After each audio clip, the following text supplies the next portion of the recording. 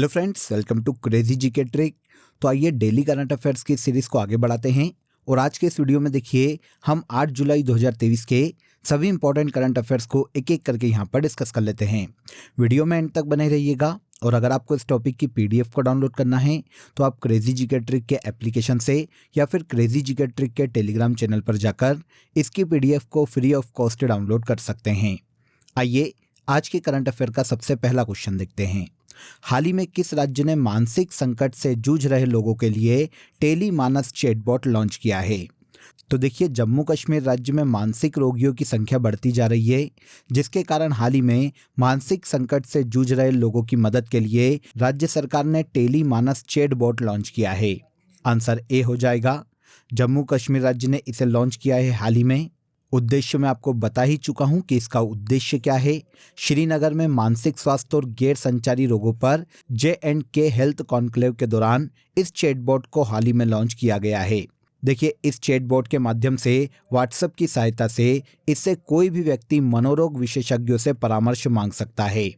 Tele मानस chatbot में सभी स्वास्थ्य परामर्शदाता, मनोवैज्ञानिक और सलाहकार ऐड हैं, जिनकी कोई भी मानसिक रोगी कभी भी 24 घंटे में मदद ले सकता है। तो मानसिक रोगियों की मदद के लिए टेली मानस चैटबॉट को जम्मू कश्मीर राज्य ने हाल ही में लॉन्च किया है। देखिए दोस्तों, अगर आपको मंथली करंट अफेयर्स की डिटेल पीडीएफ लेना है तो आप रूट एप्लीकेशन या क्रेजी जीके ट्रिक एप्लीकेशन से डाउनलोड कर सकते हैं। साथ ही आप वीडियो के कमेंट बॉक्स में भी लिंक दिया हुआ है, जहां से क्लिक करके आप ले सकते हैं। इन मंथली करंट अफेयर्स पीडीएफ में देखिए पूरे मंथ के जो सबसे ज्यादा एग्जाम रिलेवेंट क्वेश्चन होते हैं, उन क्वेश्चन को यहाँ पर डिटेल के साथ प्रोवाइड किया गया है, जो एग्जाम के लास्ट टाइम रिवीजन में आपको बहुत हेल्प करता है। तो एक बार जरूर क्लिक करें। चलिए आगे बढ़ते हैं। अभ्यास सॉल्वेक्स भारत और किस देश के मध्य आयोजित किया जाता है? देखिए, युद्धाभ्यास सॉल्वेक्स की अगर हम बात करें तो ये भारत और अमेरिका की सेना के मध्य में आयोजित किया जाता है। अमेरिकी नौसेना और भारतीय नौसेना के बीच बचाव और विस्फोटक आयुध निपटान के उद्देश्य से इस अभ्यास को हर साल आयोजित किया जाता है। 2023 में इसके 7वें संस्करण का आयोजन भारत के केरल के कोच्चि में किया गया है। अब यहाँ पर हमने बात की है अभ्यास सॉल्वेक्स की, जो कि भारत और अमेरिका के मध्य में आयोजित किया जाता है। इसकी शुरुआत 2005 में की गई थी। इसके अलावा देखिए 2 और मिलिट्री एक्सरसाइज को याद रखिएगा, जो कि भारत और अमेरिका की सेना के मध्य में ही आयोजित की जाती है। इसमें से एक्सरसाइज कोप इंडिया 2023, इसका आयोजन देखिए हाल ही में 2023 में कलाईकुंडा पश्चिम बंगाल में किया गया है। और वज्र प्रहार मिलिट्री एक्सरसाइज भी भारत और अमेरिका के विशेष बल के मध्य में आयोजित की जाती है। 2022 में पिछले साल इसका आयोजन हिमाचल प्रदेश के बकलोह में किया गया था। तो अभ्यास सॉल्वेक्स के अलावा इन दोनों मिलिट्री एक्सरसाइज को भी याद रखिएगा, भारत और अमेरिका के मध्य में आयोजित की जाती है। नेक्स्ट देखिए, क्रिकेट खिलाड़ी तमीम इकबाल का संबंध किस देश से है? क्रिकेट खिलाड़ी तमीम इकबाल देखिए बांग्लादेश के क्रिकेट खिलाड़ी है। सुर्खियों में इसलिए हैं क्योंकि इन्होंने हाल ही में अंतर्राष्ट्रीय क्रिकेट से संन्यास की घोषणा की है। तमीम देखिए वनडे क्रिकेट में बांग्लादेश के लिए सबसे ज्यादा रन बनाने वाले बल्लेबाज हैं। तो तमीम इकबाल बांग्लादेश के क्रिकेटर हैं जिन्होंने हाल ही में संन्यास लिया है। इसके अलावा देखिए कुछ और क्रिकेटर भी हैं अलग अलग देशों के, जिन्होंने इसी साल संन्यास की घोषणा की है। इसके पहले देखिए पाकिस्तान के विकेट कीपर कामरान अकमल ने भी अंतर्राष्ट्रीय क्रिकेट से संन्यास ले लिया था। ऑस्ट्रेलिया के T20 कप्तान एरॉन फिंच ने भी इंटरनेशनल क्रिकेट से संन्यास की घोषणा की थी। और इसके अलावा इंडियन क्रिकेटर अंबाती रायडू ने भी हाल ही में भारतीय क्रिकेट के सभी फॉर्मेट से संन्यास की घोषणा की है। तो कामरान अकमल पाकिस्तान के क्रिकेटर हैं, एरॉन फिंच ऑस्ट्रेलिया के हैं, अंबाती रायडू इंडिया के पूर्व क्रिकेटर हैं। और इसके अलावा तमीम इकबाल, जिन्होंने हाल ही में अंतर्राष्ट्रीय क्रिकेट से संन्यास की घोषणा की है, बांग्लादेश के क्रिकेटर हैं। हाल ही में राष्ट्रीय हरित प्राधिकरण का कार्यवाहक अध्यक्ष किसे नियुक्त किया गया है? तो राष्ट्रीय हरित प्राधिकरण, जिसे नेशनल ग्रीन अथॉरिटी या ट्रिब्यूनल के नाम से जाना जाता है, इसके हाल ही में नए acting chairman justice A.K. Singh बनाए गए हैं। आंसर डी हो जाएगा। इनके पहले आदर्श कुमार गोयल राष्ट्रीय हरित प्राधिकरण के अध्यक्ष थे, जिनके कार्यकाल समाप्त होने के बाद अब जस्टिस A.K. सिंह को राष्ट्रीय हरित प्राधिकरण का कार्यवाहक अध्यक्ष नियुक्त किया गया है। वैसे देखिए ये एक्टिंग चेयरमैन बने हैं, लेकिन राष्ट्रीय हरित प्राधिकरण के चेयरमैन का कार्यकाल 5 वर्ष का होता है। आदर्श कुमार गोयल हाल ही में रिटायर हुए हैं और इनके रिटायरमेंट के बाद SK सिंह को राष्ट्रीय हरित प्राधिकरण का कार्यवाहक अध्यक्ष बनाया गया है। राष्ट्रीय हरित प्राधिकरण की स्थापना 18 अक्टूबर 2010 में की गई थी और इसका मुख्यालय नई दिल्ली में स्थित है। इसके 4 अलग अलग क्षेत्रीय कार्यालय भोपाल, पुणे, कोलकाता और चेन्नई में स्थित है। इस संस्था के कार्य की बात करें कि इसका कार्य क्या है, तो देखिए NGT की स्थापना का मुख्य उद्देश्य पर्यावरण संबंधी मुद्दों का तेजी से निपटारा करना है, जिससे देखिए देश की अदालतों में जो मुकदमे चल रहे हैं उनका बोझ कम किया जा सके। तो in short, national green tribunal देश में पर्यावरण संरक्षण के लिए कार्य करने वाली संस्था है। इसके पहले अध्यक्ष 2010 में जस्टिस लोकेश्वर सिंह बनाए गए थे। अब SK सिंह इसके कार्यवाहक अध्यक्ष बनाए गए हैं। आगे आ जाइए। अगस्त 2023 में भारत अफ्रीका अंतर्राष्ट्रीय मोटा अनाज सम्मेलन का आयोजन कहाँ किया जाएगा? तो अगस्त 2023 में भारत और अफ्रीका के मध्य में आयोजित होने वाला अंतर्राष्ट्रीय मोटा अनाज सम्मेलन का आयोजन केन्या के नैरोबी में किया जाने वाला है। यह 2 दिवसीय अंतर्राष्ट्रीय सम्मेलन है, जिसका आयोजन 30-31 अगस्त 2023 को केन्या के नैरोबी में किया जाने वाला है। इसके उद्देश्य की बात करें तो देखिए मोटे अनाज को एक स्मार्ट फूड की तरह प्रेजेंट करना और उसके प्रति लोगों में जागरूकता फैलाना इस अंतर्राष्ट्रीय सम्मेलन को आयोजित किए जाने का मुख्य उद्देश्य है।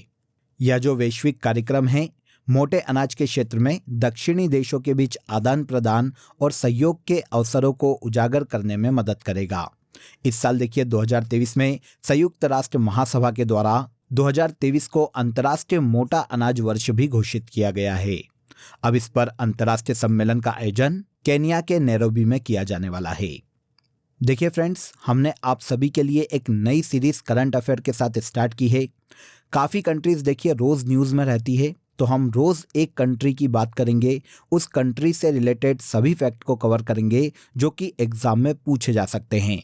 फॉर एग्जाम्पल देखिए यूक्रेन, आप सभी जानते हैं काफ़ी सुर्खियों में है कुछ समय से, क्योंकि यूक्रेन और रूस के मध्य में युद्ध हो रहा है। तो हम यहाँ पर देखिए यूक्रेन से रिलेटेड सभी फैक्ट को कवर करेंगे जो कि अलग अलग एग्जाम में पूछे जा सकते हैं या फिर पूछे भी गए हैं काफ़ी एग्जाम्स में। तो आइए आज की इस सीरीज़ में हम शुरू करते हुए यूक्रेन को सबसे पहले कलेक्ट करते हैं।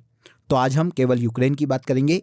इसी तरह से रोज आपको एक देश के बारे में जानने को मिलेगा और इस तरह से किसी भी देश से रिलेटेड कैपिटल क्या है, मुद्रा क्या है, उसके पड़ोसी देश कौन कौन से हैं, या फिर वहाँ पर कोई भी प्रमुख घटना हुई है तो वो घटना कौन सी है, इस तरह की सारी रिलीवेंट इन्फॉर्मेशन आपको इस सीरीज में मिलने वाली है।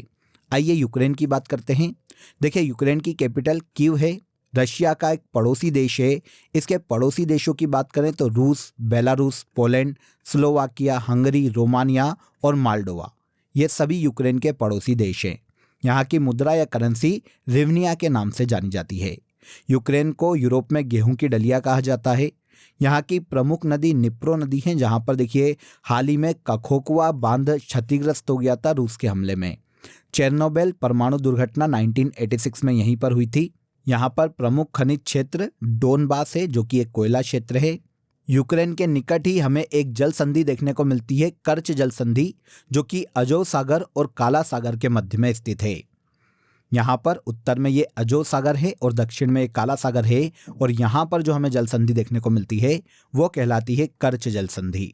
यहाँ पर देखिए जो भारतीय फंसे थे रूस और यूक्रेन के युद्ध के समय, यूक्रेन से उन भारतीयों को निकालने के लिए इंडियन गवर्नमेंट के द्वारा ऑपरेशन गंगा चलाया गया था। इंपॉर्टेंट फैक्ट है, ये भी याद रखिएगा। तो देखिए इस तरह से इस सीरीज में आपको रोज एक देश के बारे में जानने को मिलेगा। सारी रिलीवेंट इन्फॉर्मेशन जो कि एग्जाम में पूछी जा सकती है वो हम इस सीरीज में देश के बारे में आपको बताने वाले हैं। अब आ जाइए अगला क्वेश्चन देखते हैं। मो जंगल जामी योजना किस राज्य सरकार द्वारा शुरू की गई है? मो जंगल जामी योजना की बात करें तो ये ओडिशा गवर्नमेंट की योजना है। इसकी शुरुआत ओडिशा सरकार द्वारा हाल ही में की गई है। अब योजना क्या है, तो योजना का उद्देश्य राज्य भर में आदिवासी समुदाय और वनवासियों के बीच में उनके वन अधिकारों को बढ़ावा देना और अपने वन अधिकारों के प्रति जागरूकता फैलाना इस योजना का मुख्य उद्देश्य है। तो मो जंगल जामी योजना ओडिशा सरकार की योजना है। ओडिशा की कैपिटल भुवनेश्वर है। गणेशी लाल यहाँ के गवर्नर के पद पर हैं और नवीन पटनायक यहाँ के चीफ मिनिस्टर के पद पर हैं। FIH हॉकी प्रो लीग 2022-23 में पुरुष वर्ग का खिताब किसने जीता है? तो FIH हॉकी प्रो लीग 2022-23 की बात करें तो इसमें देखिए मेंस टाइटल जो है वो नीदरलैंड की टीम ने अपने नाम किया है। पॉइंट टेली में FIH हॉकी प्रो लीग 2022-23 में नीदरलैंड की हॉकी टीम प्रथम स्थान पर रही है। तो इस तरह से पुरुष वर्ग का जो खिताब है वो नीदरलैंड की टीम ने अपने नाम किया है। यहाँ पर देखिए मैं आपको पॉइंट टेली बता देता हूँ। पहले स्थान पर नीदरलैंड की टीम रही है FIH प्रो लीग 2022-23 में। 16 मैच में से 10 मैच इन्होंने जीते और 2 हार गए। इनके टोटल पॉइंट्स हुए हैं 35। इस तरह से ग्रेट ब्रिटेन दूसरे स्थान पर है, बेल्जियम तीसरे स्थान पर है और इंडिया की बात करें तो 30 पॉइंट्स के साथ तो इंडिया FIH प्रो लीग 2022-23 में चौथे स्थान पर रहा है। चारों देश यहाँ पर मैंने आपको बता दिए। FIH प्रो लीग 2022-23 का खिताब नीदरलैंड की पुरुष टीम ने अपने नाम किया है। देखिए नीदरलैंड पहली ऐसी हॉकी टीम है जिसने दूसरी बार इसका खिताब अपने नाम किया है। हाल ही में देखिए नीदरलैंड की महिला टीम ने महिला FIH हॉकी प्रो लीग 2022-23 का चौथा संस्करण अपने नाम किया था। तो 2023 में दोनों ही टूर्नामेंट नीदरलैंड की ही हॉकी टीम ने अपने नाम किए हैं। FIH की बात करें तो इसकी स्थापना 1924 में की गई थी। पूरे विश्व में यह हॉकी की सबसे बड़ी संस्था है। 1924 में स्थापना हुई थी। मुख्यालय फ्रांस के पेरिस में स्थित है। तैयब इकराम वर्तमान में इस संस्था के अध्यक्ष हैं। FIH प्रो लीग 2022-23 का खिताब नीदरलैंड की टीम ने अपने नाम किया है। आगे आइए, वर्ल्ड इन्वेस्टमेंट रिपोर्ट किसके द्वारा जारी की जाती है? तो वर्ल्ड इन्वेस्टमेंट रिपोर्ट को हर साल देखिए अंकटाड के द्वारा जारी किया जाता है। आंसर ए हो जाएगा। हाल ही में United nation conference on trade and development, जिसे अंकटाड के नाम से जाना जाता है, इसके द्वारा वर्ल्ड इन्वेस्टमेंट रिपोर्ट 2023 को जारी किया गया। अब इस रिपोर्ट के अनुसार देखिए FDI में वैश्विक गिरावट 2022 में 12% की गिरावट के साथ $1.3 ट्रिलियन हो गई है। इंडिया की बात करें तो वैश्विक अर्थव्यवस्था के उलट भारत का जो FDI है 2022 में वो 10% बढ़कर $49 अरब हो गया है।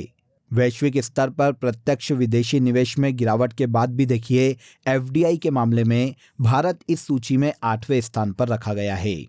मतलब भारत 2022 में विश्व का ऐसा 8वां बड़ा देश है जहां पर सबसे ज्यादा फॉरेन डायरेक्ट इन्वेस्टमेंट आया है।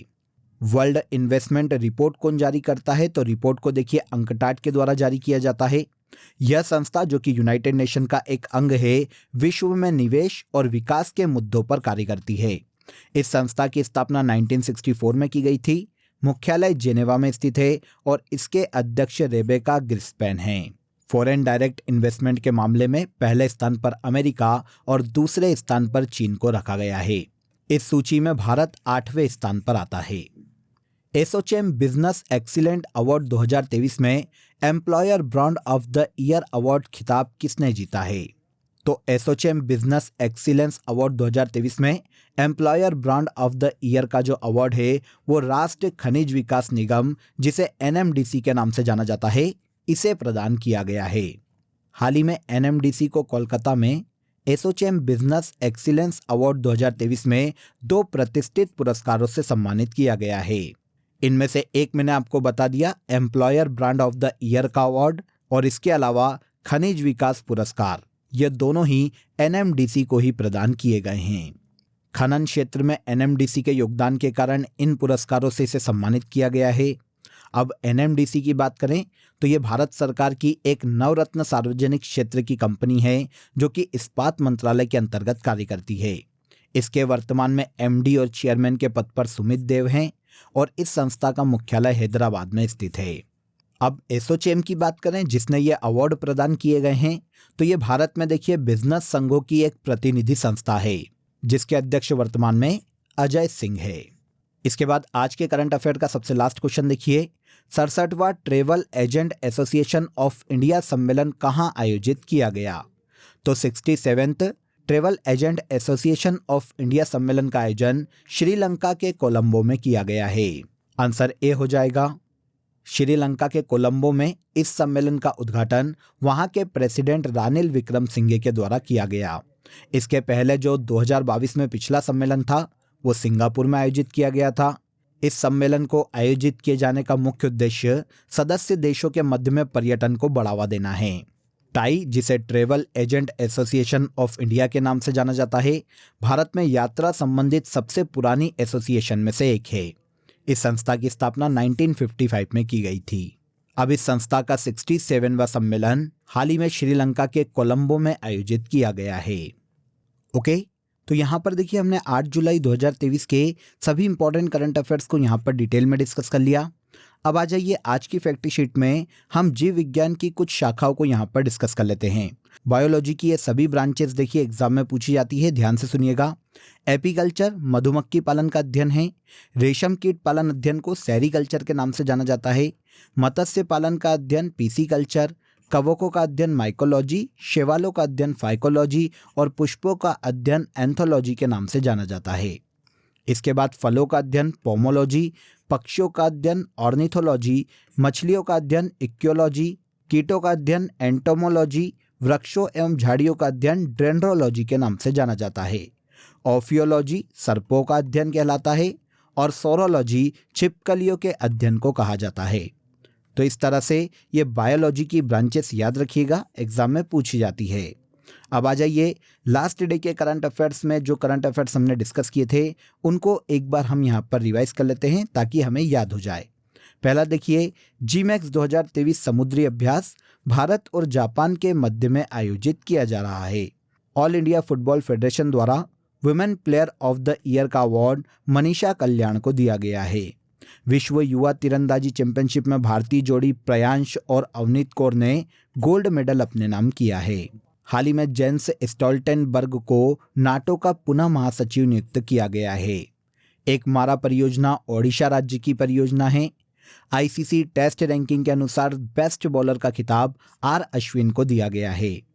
इसके बाद हाल ही में किस राज्य सरकार द्वारा प्रधानमंत्री जन आरोग्य योजना की बीमा राशि 5 लाख से बढ़ाकर 10 लाख रुपए करने का फैसला किया गया है? तो ये राज्य है गुजरात।